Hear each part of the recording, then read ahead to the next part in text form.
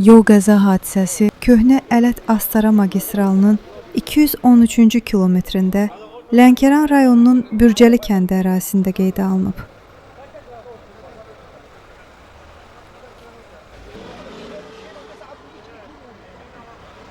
Lənkəran rayonunun Səpnəkəran kənd sakini 37 yaşlı Sadir Həmzəyev idarə etdiyi Renault Megane markalı 99 SV 477 dövlət qeydiyyat nişanlı avtomobillə Lənkəran şəhəri istiqamətində hərəkətdə olarkən və ötmə əməliyyatını yerinə yetirərkən idarə etməni itirib.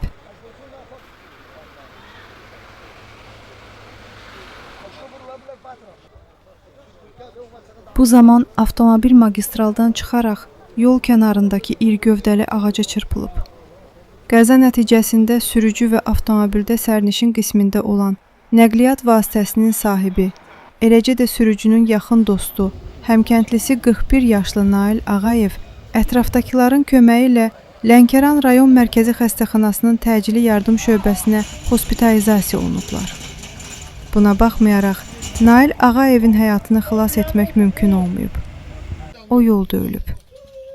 Meyit daxili və xarici müayinə olunması üçün məhkəmə tibbi ekspertizi və patoloji anatomiya birliyinin Lənkəran rayonlar arası zona mərkəzinə təhvil verilib.